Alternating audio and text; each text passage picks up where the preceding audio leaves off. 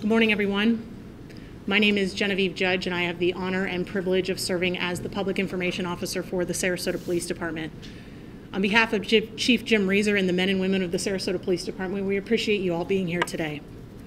We've asked you all here today so we can share new developments and new information in a 35-year-old cold case. We are proud to say that the 1985 death of Denise Stafford has been solved thanks to the diligent work of the civilians and the sworn officers of the Sarasota Police Department. To discuss this case with you this morning, I have Captain Jonathan Todd of our Criminal Investigations Division, Civilian Investigator Jeff Birdwell, who worked on the case, and family representatives are joining us here this morning as well. If they are comfortable, they may make a statement at the end of the news conference, but in the meantime, I'm going to go ahead and turn it over to Captain Todd.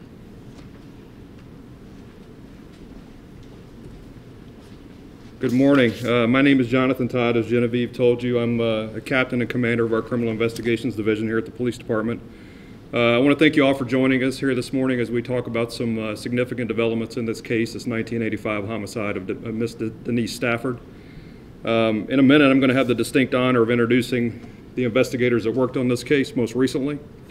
But before I do that, I want to thank our crime scene technicians, victim advocate Jude Castro, and most importantly, the Stafford family who's here to share this moment with us. So, over the past year, our detectives have been actively poring over the original investigative reports, evidence, and witness statements in an effort to solve this case. I'm happy to tell you that this hard work and dedication has paid off as we have identified the individual who perpetrated this horrendous crime. In a second, I'm going to introduce you to the investigators, but before I do, I would be remiss if I did not give public acknowledgement to the retired detectives, officers, and crime scene technicians who worked tirelessly on this case from the time the 911 call came in 1985, and in some cases until these folks retired 20 years later. While this list is too long to mention now in an effort to keep the press conference timely, I did have the honor of personally calling each and every one a couple of weeks ago to let them know that due to their hard work and investigative foundation that they built, we were able to come to a successful outcome in this case, and they were beyond excited and happy to hear that news. So if they're watching and listening this morning, again, a sincere thank you for the hard work that you put in over the years on this case. Now I'd like to introduce you to the lead investigator for this case, Investigator Jeff Birdwell, as well as Detective Anthony DeFrancisco, who also contributed significantly in this case. Gentlemen, if you will, please step forward. Investigator Birdwell will give you a detailed summation of the crime itself, and he will describe the recent breakthroughs in evidence and analysis that we utilized that allowed us to finally bring justice to Denise Stafford and to her family. Thank you. Good morning. Thank you all for coming out here and having the interest and support of the family members. That's truly why we're all here. I'd like to share something with you from Ralph Waldo Emerson, where he spoke about the purpose of life. He basically said that the purpose of life is to be useful, honorable, compassionate, and to make a difference that you lived. I am blessed to be in a position with this organization to where that's possible, to where I have an opportunity due to the chief and to the commanding officer to look at old cases and hopefully through compassionate and effort make a difference. And that's what we're celebrating this morning, is that opportunity. There's an author called Michael Connolly. He writes a series of fictional books about a character named Harry Bosch. And in every one of his books, he talks about two things. The answer is in the murder books, and he keeps going over them and keeps going over them.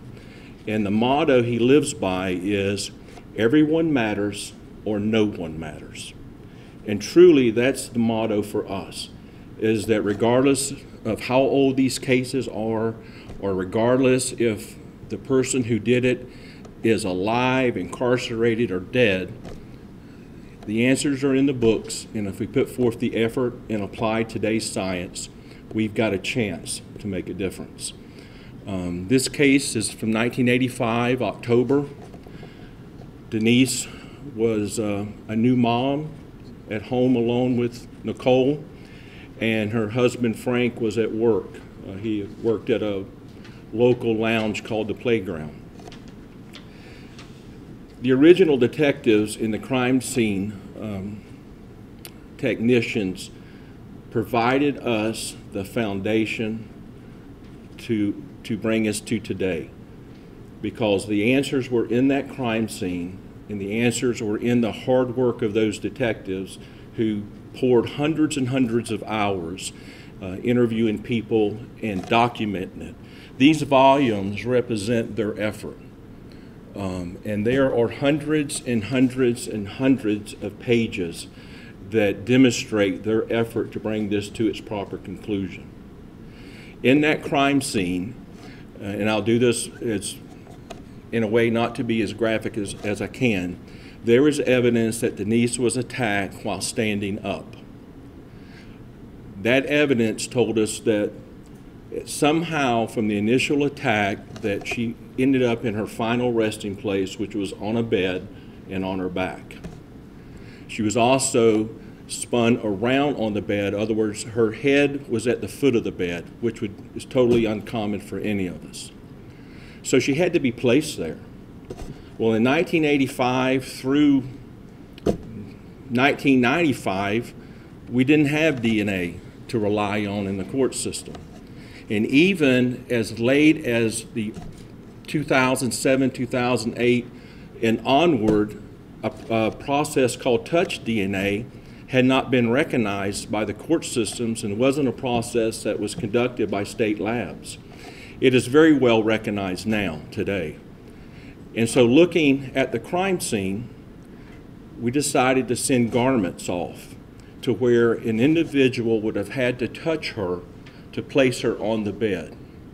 And on those garments, underneath her knees and around her ankles, from her pants, we got a DNA hit. And that came back to Joseph Magaletti. Joseph Magaletti was already serving life in prison for a homicide that he committed. The Sheriff's Department worked. The homicide was in 1995, and he was arrested in 1999. So he was already serving time for that homicide. Thinking again that the original detectives had no idea how important, or I'm sure they knew, but they didn't realize that 35 years later, what they wrote and what they documented through crime scene photographs and documentation would bring us to this conclusion so many years later. But it was truly their work. In their writings, they were able, even though they didn't say that Magaletti was a suspect, he was a person of interest for them, along with a few other people. But they took the time to do hundreds of interviews, and they drew a nexus for me today of placing Magaletti at that house. And what I mean by that is the husband, Frank Stafford, worked with Magaletti at the playpen. So he was aware of what Frank did for a living, and he was aware of his hours. Because he worked at a lounge, he worked late at night.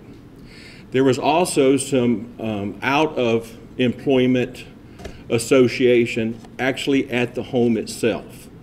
So now we put Magaletti knowing the husband and knowing the house and knowing the occupants of the house. There's also documentation there where Denise actually got a pair of seat covers from Magaletti for her car. So now we can put the nexus even further that Denise and Magaletti knew each other. So truly it helps us through those old documents to be able to bring that whole thing around to where he's no longer a person of interest. He's a real suspect. He's somebody that knew him, knew the occupants, and could possibly pull this off. So when we send garments off, initially it comes back to us as a foreign DNA. It doesn't say Joseph Magaletti. That's still down the road. But it lets us know that there's a stranger who was in touch with her garments. But as the investigation continues and you start taking these little pieces of puzzles and putting them together, our crime scene girls today can now let the labs know, hey, we have somebody. We have somebody that thinks that could possibly have done this. And that's how this case comes together. More importantly, it shows you how many hands are involved in this. This isn't about me, and it's not about Anthony DeFrancisco. We're just part of a big group of people over 35 years who have had the opportunity to do something, and that is that we work for the family. In that same author, in his books, he writes, we speak for the dead. Well, Denise spoke for herself when you look at the crime scene. She told us, and just like he writes in his books, the answers in the homicide books. That's where those answers were.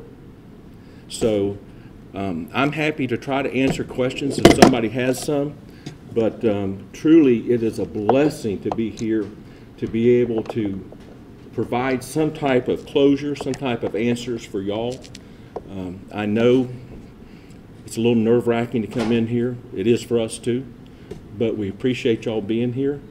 And I think if you get a chance to look behind you, there's a ton of law enforcement officers, a ton of civilian people.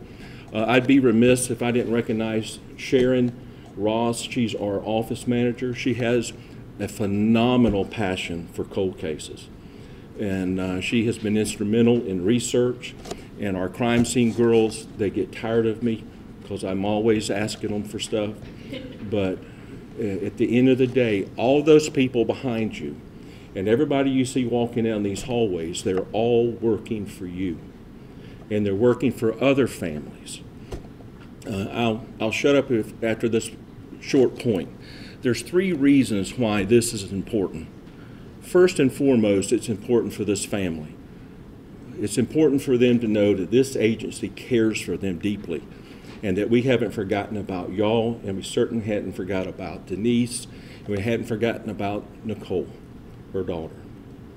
Secondly, it's important for the families whose doesn't have an answer yet, where their loved one was taken, and they're concerned every single day about what happened, who did it, and is anybody looking at my case? The answer is yes. There is somebody looking at your case, and the reason for it are these gentlemen here, because they have put resources in place so these cold cases can get some fresh eyes on them. And with fresh eyes and new technology, we've got a chance. And lastly, third, it's important for every suspect out there who hasn't been arrested to understand you haven't gotten away with it. We're still coming. You still need to look over your shoulder, and with some effort on our part and with technology, your day's coming. That's all. Questions?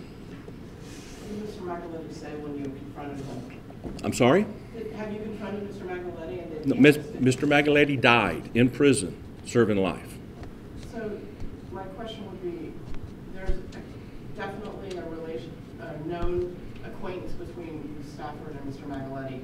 What evidence do you have that he murdered her? Is there further forensics or something like that? Well, if you take a look at the actual crime scene, and remember she's laying on her back, and the DNA is taken from the back of her pants and the back of her ankles and knees. So whoever placed her on the bed, her final resting place, that person is Joseph Micheletti. We know that you've worked cold cases in the past. We know that you've had some success in finding others. Just how did it feel that moment when you were able to really connect him and give the family a call and say, we figured it out? It's phenomenal. It really is. Anybody that does this kind of work, you always want to be the guy they ask to go in the box to do the interview. You always want to be the guy that hits the home run on a case. So when it happens, it's very fulfilling. I've been doing this for a long, long time. I did it for 30 years at the Lakeland Police Department, and I've been here for 5. So this opportunity is the reason I keep doing it. I wish success was every single time. Unfortunately, it's not. So when success happens and you get to share it with a lot of people that participated in it. It's extremely rewarding. Do you think this gives hope to other families whose cases may not be solved, like loved ones whose families are still awaiting answers, just like Denise's family? Oh, absolutely. I pray it does. That's why we're here. I hope that everybody understands that yesterday's homicide is just as important as tomorrow's. Just because it's been a year, 5 years, 10 years, 35 years, it's no less important to me. It's no less important to Detective DeFrancisco. We still strive every single day to find that one nexus that we didn't have, that one sliver of evidence that we can get some answer to. So I pray that these moments are reassuring. Can you just talk about that touch DNA? You know that you sent the clothing off, you got an analysis. Did you just compare that to people that were listed as suspects of interest? Well, it comes back to us as a foreign DNA, in other words, an unknown. And so before it can be utilized or be determined to be a match, a person has to be identified, and depending on the circumstances, because the criteria changes a little bit dealing with old cold cases and degrading evidence and people that are no longer available versus a new person or a new case or a suspect that is available, rather. So it may require us to get a suspect's DNA. Just because they're in a database doesn't mean that we have access to that database if they're a named suspect. So it may require us to get a new DNA sample so it can be compared to what they have discovered in the laboratory. It's not as easy as TV. I sure wish it was. If that was possible, who knows, maybe someday. You know, we spoke in private earlier that the technology today, whether it's the genealogy that's so popular right now, or genetic, DNA genetic trees, or family familiar DNA, in 5 years or 10 years, that'll be antiquated. You know, these scientists today, they will create something that we can't even imagine. And so I believe truly that with a little effort on our part, and the advancements in science, that we've got a real true shot at some old cases. Help us understand the why of this incident. I didn't hear it. I'm sorry. Help us understand the why of this incident. Why was there any motive that was, put forward at any point? Did you have an opportunity to interview Magaletti when he was identified as a person of interest? Anything that you can piece together? Some of this is not public record yet, so I have to dance around a little bit.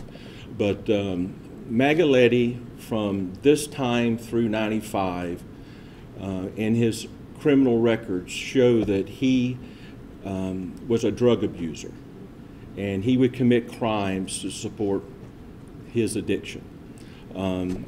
Whether it was in the file, it talks about him stealing from department stores and fencing new products, whether it was a vacuum cleaner or a VCR or whatever it might have been, to support his habit. He didn't keep jobs very regularly, again, because of his drug problems. And we know he killed Denise. We know he killed one person in 1995 in the county.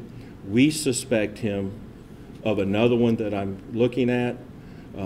That's not to say he did it, but we suspect him of it. And the county suspects him, or even it's documented that the county looked at him at that time for a second homicide. So you're dealing with, by definition, a serial killer. So I don't know that kind of mentality has a motive other than feeding their own wicked interest. And truly, he was led around by his addiction on drugs to commit crimes. And we've demonstrated today the nexus to the family, to the address. So it's speculation. I cannot tell you this is why, but maybe the motive was robbery. Maybe he knew the family had something, an item that he could utilize. I don't know. I don't know the motive that brought him to their house on October of 1985. I just know the results. But you suspect he was a serial killer. What number was Denise on this list that you suspect? I don't know that yet. I mean, I don't. I know she was early for us, but I don't know if at the end of all this we'll get with the FBI, I'm sure, with VICAP and other people.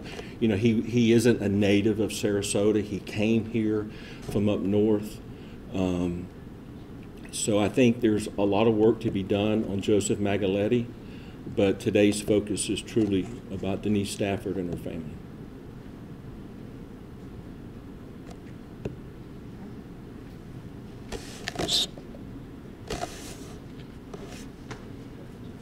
Your name again, sir? I'm sorry? Your name again? It's Jeff Birdwell. It's spelled like it sounds, a bird and a whale, B-I-R-D-W-E-L-L. Excuse me. This is Chief. Hi, I'm Chief Jim Marie Stafford with the Sarasota Police Department. I wanted to make sure that what was highlighted here was the efforts by everyone. This is the case that proves tenacity by this agency. It starts with the officer that responds to the scene, right? I tell all the officers, all the brand new officers, it starts with you. Then it goes to the supervisor. Then it goes to our criminalistics techs. They do an amazing job. It goes to the detective, and then they carry it through. The records techs, everybody's a team here, and this is proof positive. Thank you all. Thank you for everything you do. Thank you, family.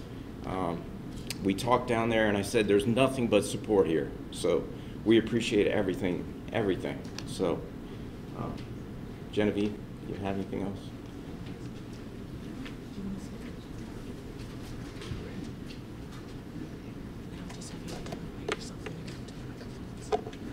I don't have to do that? No, go ahead and identify yourself. I'm Dorla Nipper. I'm Denise's mother.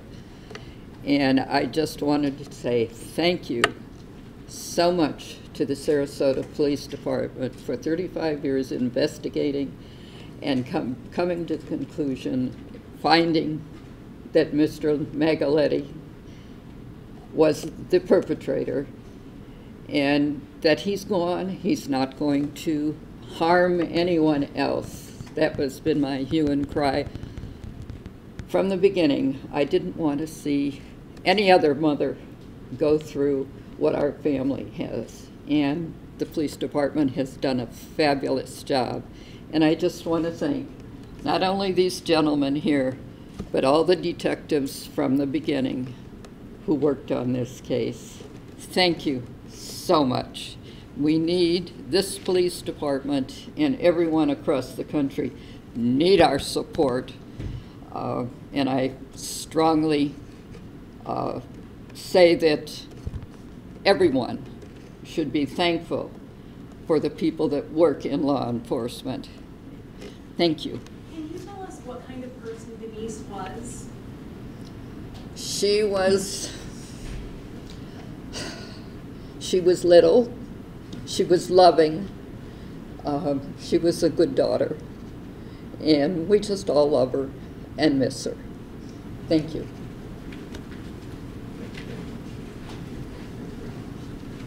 That concludes today's news conference. I can get with members of the media if you guys have questions or need spellings afterwards. Otherwise, thank you all for joining us, and stay safe.